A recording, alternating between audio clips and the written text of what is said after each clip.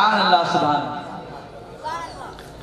یہ مصطفیٰ کریم کا پیارا خاندان ہے، بے شک سبحان اللہ سبحان اللہ۔ یہ آقا کا حسب و نسب ہے۔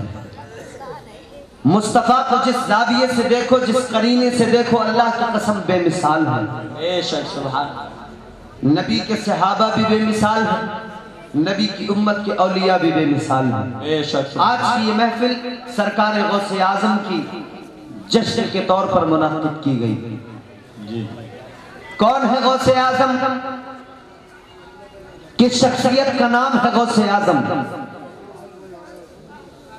آؤ پہلے قرآن کی آیت سنو اور ولی کا مقام سمجھو۔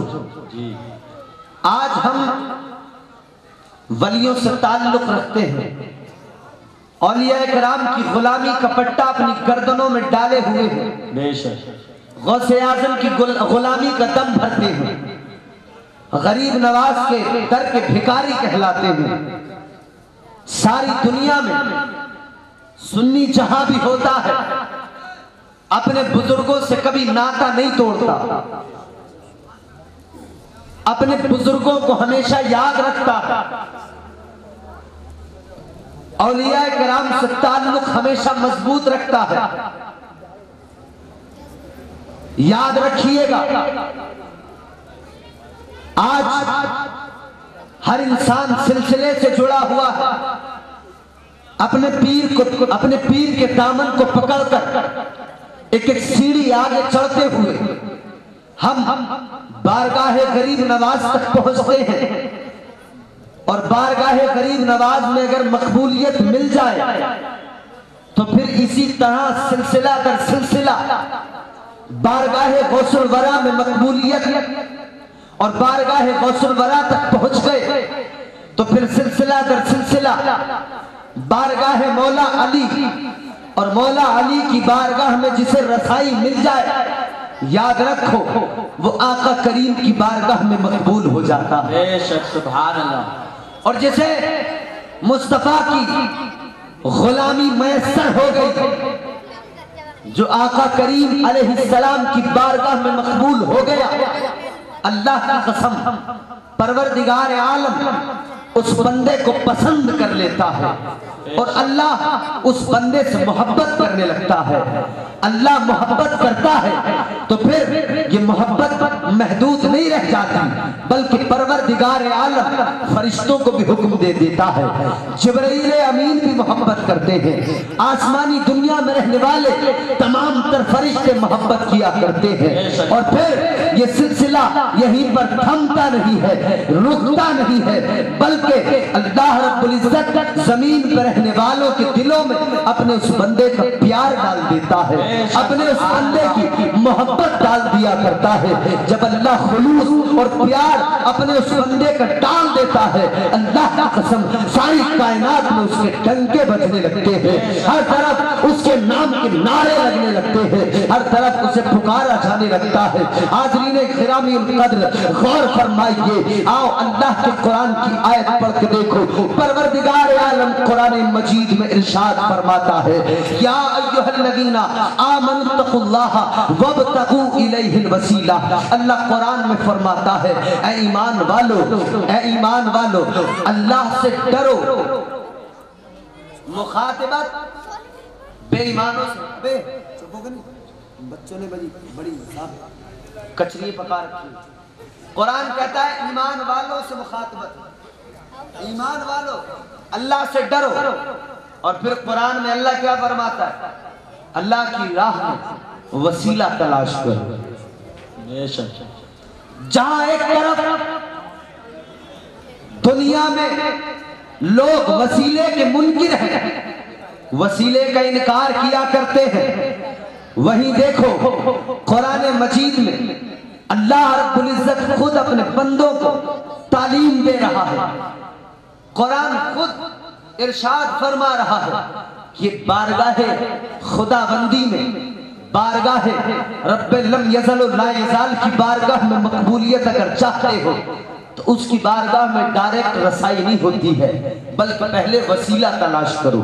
اگر تم اس کی بارگاہ میں وسیلہ پیش کرو گے پھر پہنچو گے تو پروردگار عالم تمہیں اپنی بارگاہ میں قبول کر لے گا، مقبولیت مل جائے گی۔ حاضرین گرامی اوقات اب توجہ کریں، ہم جن لوگوں کو اپنی دعاؤں میں وسیلے کے طور پر اللہ رب العزت کی بارگاہ میں پیش کرتے ہیں یا جنہیں ہم وسیلہ بناتے ہیں، لوگ اعتراض کرتے ہیں تو اعتراض کرنے والوں کو ایک طرف قرآن کی آیت کھلا چیلنج کرتی ہے اور دوسری طرف احادیث مصطفیٰ ہے۔ اللہ اکبر، غور فرمائیے، مصطفیٰ کریم کی حدیثیں بھی دیکھ لیجئے۔ اللہ اکبر، بارگاہ رسالت میں آپ ہے۔ اب وسیلے کی اہمیت سمجھے، وسیلہ کسے کہتے ہیں اور وسیلہ ہوتا کیا ہے؟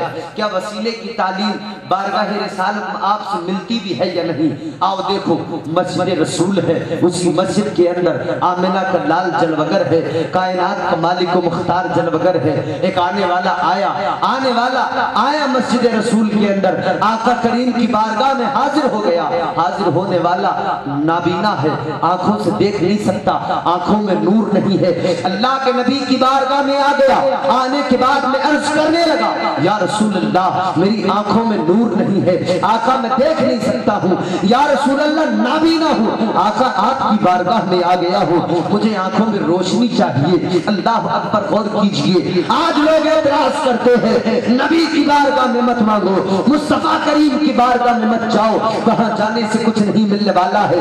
حاضرین گرامی القدر، غور کیجئے، آقا کریم کی بارگاہ میں اب سے 1400 سال پہلے ایک آنے والا آیا ہے اور مطالبہ آنکھوں کا لے کر آیا ہے، کہتا ہے آقا دیکھ نہیں سکتا ہوں، آقا آنکھوں میں نور نہیں ہے، یا رسول اللہ کچھ کیجئے تاکہ میری آنکھوں میں نور آ جائے۔ اللہ کے نبی نے یہ نہیں فرمایا، اے میرے صحابی سن لے، میں کچھ نہیں کر سکتا، جو کرتا ہے اللہ کرتا ہے، اگر تیری آنکھوں میں روشنی آئے گی، کیونکہ حاضرین گرامی القدر یہ ہمارا عقیدہ ہے کہ آنکھوں میں نور دینا کام تو اللہ، جی بے شک، اللہ کے سوا کسی کی طاقت نہیں۔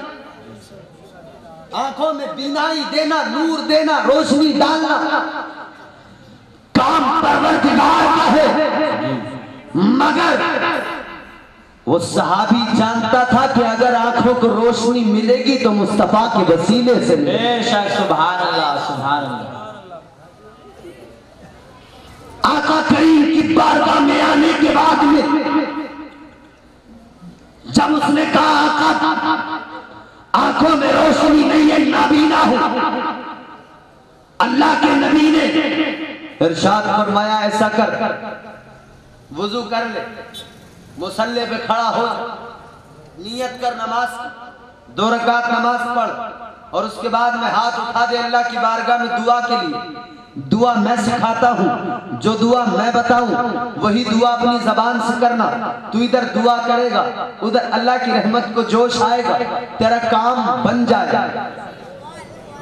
نعرے تکبیر، نعرے تکبیر، نعرے رسالت، مسلک اعلیٰ حضرت، مسلک اعلیٰ حضرت، نعرے تکبیر، نعرے رسالت۔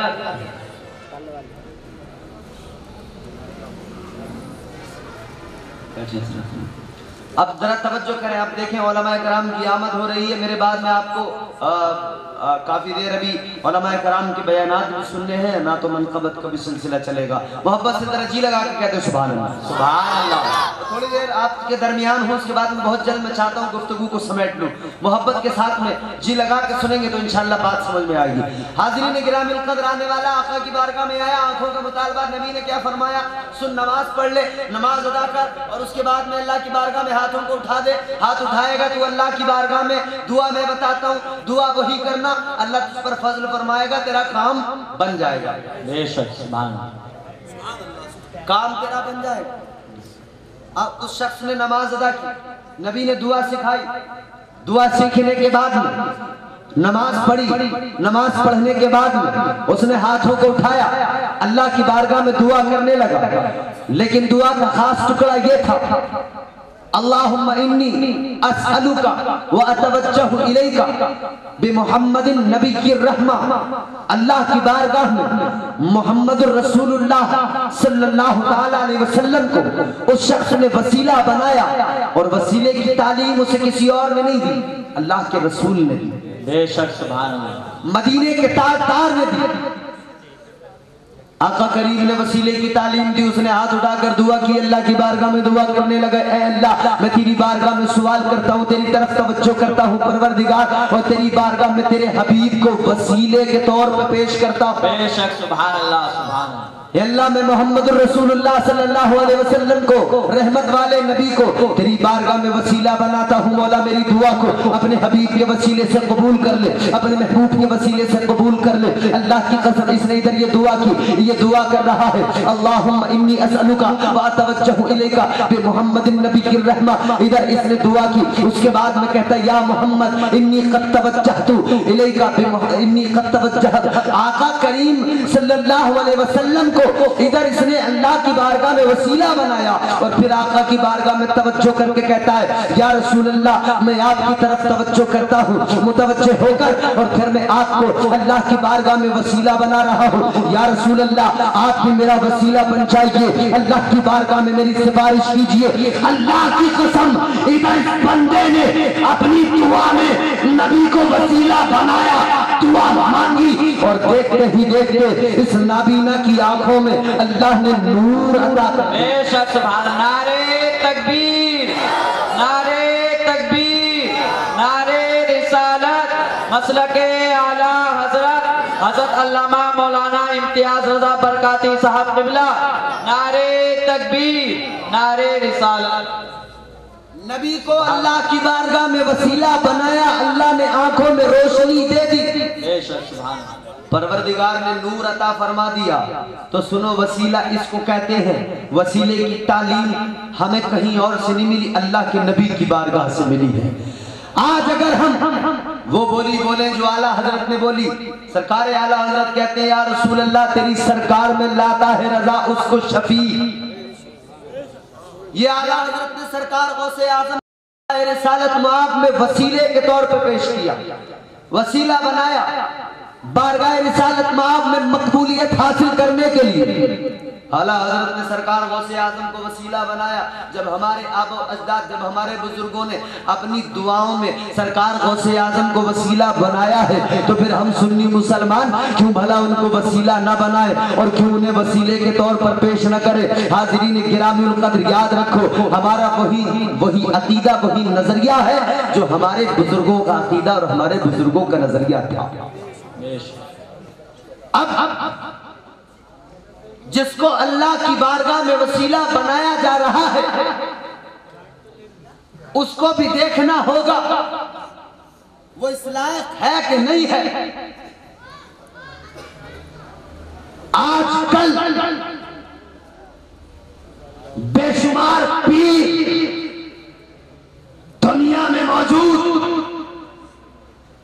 لیکن تمام پیروں کے پیر، پیران پیر، روشن ضمیر، وہ تو بغداد والے غوث اعظم، بے شک سبحان اللہ، جہاں سے چلو، جدھر سے چلو، پہنچنا تو سرکار غوث اعظم کی بارگاہ میں، پہنچنا تو اسی مقبول ترین بارگاہ میں ہے۔ اچھا، ہم بزرگوں کے دامن کو تھامتے ہیں، لوگ کہتے ہیں تمہیں کیا ملتا ہے؟ آئیے ہم بتاتے ہیں، شخصیت، ذات، ایک عام انسان کی کیا ہوتی ہے شخصیت، اور اللہ کے ولی کا مقام کیا ہوا ہے۔ بے شک سبحان اللہ، محبت سے بولے سبحان اللہ۔ سبحان اللہ، ولی کا مقام کیا ہوتا ہے، ولی کا مرتبہ کیا ہوتا ہے، ولی کیسے، ولایت کہتے کس کو ہے، اور ولایت سے مراتب کیسے بلند ہوا کرتے ہیں۔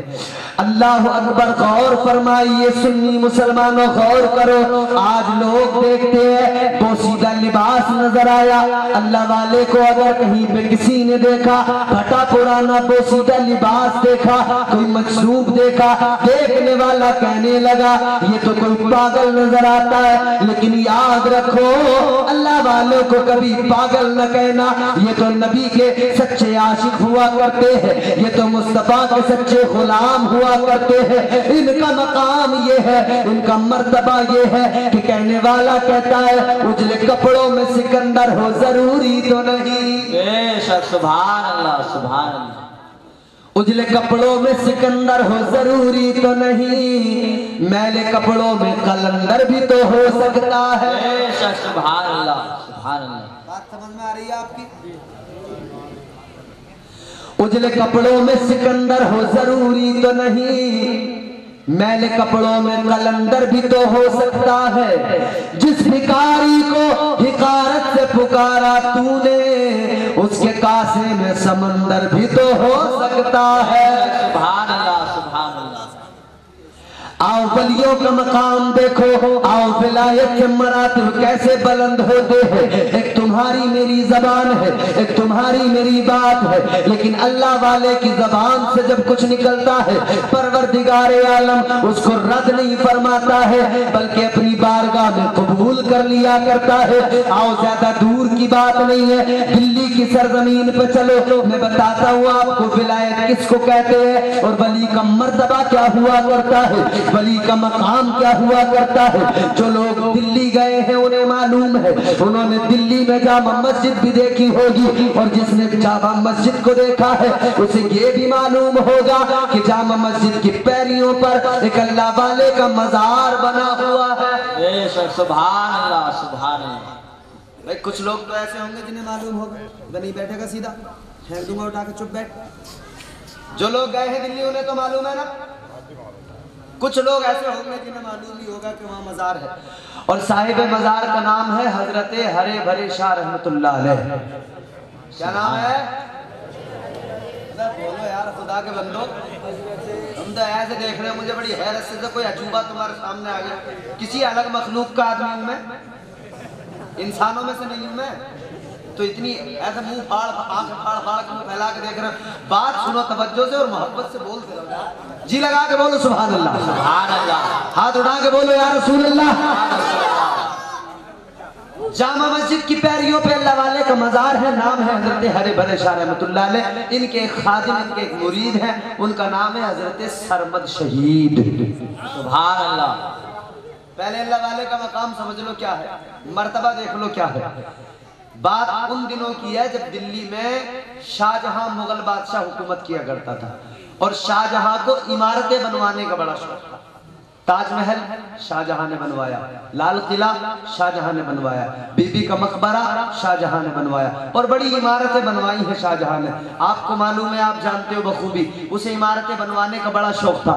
لیکن حاضرین گرامی القدر غور فرمائیے، ایک دن شاہ جہاں اپنی خوابگاہ میں آرام کر رہا ہے، شاہ جہاں سویا ہوا ہے، لیکن سوتے ہوئے اس نے خواب دیکھا، اور خواب بھی کیسا دیکھا کہ چوتھے آسمان پہ پہنچ گیا۔ بے شک، سبحان اللہ۔ کہاں پہنچا؟ کبھی آپ پہنچے ہو؟ کئی لوگ تو خواب میں پردھان بن گئے ہوں گے گاؤں کے، کئی لوگ بن گئے ہوں گے بھائی علاقے کے ودھائک، اور پھر خواب تو خواب ہے۔ لیکن سنو غور کرو، شاہ جہاں نے خواب دیکھا، خواب میں چوتھے آسمان پہ پہنچ گیا۔ جب چوتھے آسمان پہ پہنچا تو اس نے ایک عمارت دیکھی، عمارت اسے بڑی پیاری لگی، بڑی اچھی لگی، اسے پسند آ گئی۔ اس نے خواب میں ارادہ بنا لیا، اور ارادہ یہ بنایا کہ ایسی عمارت دلی میں بنواؤں گا، دلی میں تعمیر کراؤں گا۔ اب حاضرین گرامی القدر غور فرمائے، ادھر ارادہ بنایا خواب کے اندر، لیکن جیسے ہی بیدار ہوا یہ بھی یاد نہیں رہا کہ اس عمارت کا نقشہ کیسا تھا۔ اب تو پریشانی ہو گئی، بھول گیا نقشہ۔ इरादा बना लिया था कि इमारत बनवाऊंगा, मगर बनवाए कैसे अब तो भूल ही गया कि नक्शा कैसा था। बड़ा परेशान। लाल किले से लेकर जामा मस्जिद तक जो रास्ता है उस पर टहल रहा है, और उसी पे टहलते टहलते सोच रहा है यार कैसा था कैसा था कैसा था। लेकिन ख्वाब का मामला था, जो हुआ सो हुआ, और ख्वाब से नींद से जागे तो किस्सा खत्म। एक साहब सोए हुए थे, ख्वाब में देखा बाजार में खड़े भैंस बेच रहे हैं, भैंस की रस्सी हाथ में, खरीदने वाला आया, आके पूछने लगा कितने की, इसने कहा 50,000 की, उसने कहा 30,000 में दे दे, इसने कहा नहीं देता। और फिर जो खरीदते उन्हें तो आप जानती हो किस क्वालिटी के होते हैं, उसने पकड़ी रस्सी, झटका मारा, गया यार छोड़ता क्यों नहीं, 35 में मेरी हो गई, इधर इसने झटका मारा, ये नींद से जाके जैसे बेदार हुआ, इसने देखा ना बाजार है ना भैंस है ना रस्सी है ना 35। इसने सोचा यार 35 के झटके में नींद से और उठ गया, इससे तो 30 ले लिए होते तो काम बन जाता। मगर फिर क्या करे, मरता क्या नहीं करता, आंखों पे हाथ रख के बोला ला मेरे भाई 30,000 दे दे। मगर ख्वाब तो ख्वाब है, थोड़ी मिलने वाले, अब कुछ नहीं मिलने वाला। तो हाजरीन ऐसी शाहजहां ने ख्वाब देखा, लेकिन ख्वाब तो ख्वाब है, भूल गया नक्शा। अब क्या करे, परेशान तो बहुत है, टहलना कभी इधर जाता है, कभी उधर जाता है, कभी इधर जाता है, कभी उधर जाता। मगर उसी रास्ते के किनारे पे एक अल्लाह का वली बैठा हुआ है। सुभान अल्लाह, सुभान अल्लाह। अल्लाह वाले ने देखा, देख के पूछा शाहजहां क्या परेशानी है, क्या प्रॉब्लम है। शाहजहां ने देखा अल्लाह वाले को, फकीर है, देखने के बाद में इसने समझा ये फकीर क्या करेगा। इसने धुतकार दिया, कहा तुम फकीर आदमी, तुम मेरी परेशानी को क्या हल कर सकते हो, जाओ यार तुम अपना काम करो। इतना कहा, अल्लाह वाले को आ गया जलाल, आलम जलाल में अल्लाह वाले ने फरमाया ओ बादशाह किस चीज पर नाज कर रहा है, अबे इस बात पे नाज है, इस हुकूमत पर तुझे घमंड है, याद रख ले जैसा ताज तू अपने सर पर रखता है, ऐसा ताज हम फकीरों की चोटियों में पड़ा है। सुभान, नारे तकबीर, नारे तकबीर, नारे रिसालत, मसलके आला हजरत, बस्ती बस्ती करिया करिया, बस्ती बस्ती करिया करिया, नारे नारे रिसालत, सुभान अल्लाह, सुभान। तो फिर हम सुन्नी मुसलमान इसीलिए तो कहते हैं कि ये अलग बात के खामोश खड़े रहते हैं, फिर भी जो लोग बड़े हैं वो बड़े रहते हैं।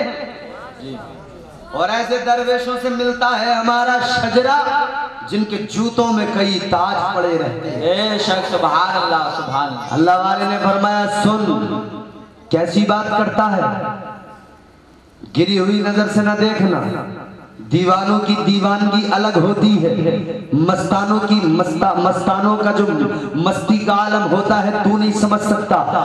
अल्लाह अकबर कबीरा। शाहजहां को जवाब देते हुए अल्लाह वाले ने इरशाद फरमाया, ओ शाहजहां सुन ले, तुझे खबर नहीं है, तू जानता नहीं है फकीर कहते किसे हैं, अल्लाह वाले की अजमतों से वाकिफ नहीं है तू। अल्लाह वाले ने फरमाया, ओ शाहजहां जैसी तेरी परेशानी है ऐसी परेशानियों का हल तो ये फकीर अपने हाथ की हथेली में रखता है। अल्लाह की कसम, अल्लाह वाले ने अपने हाथ की हथेली को दिखाया और वही चौथे आसमान का नक्शा हथेली में दिखा दिया। सुभान अल्लाह, सुभान अल्लाह, सुभान।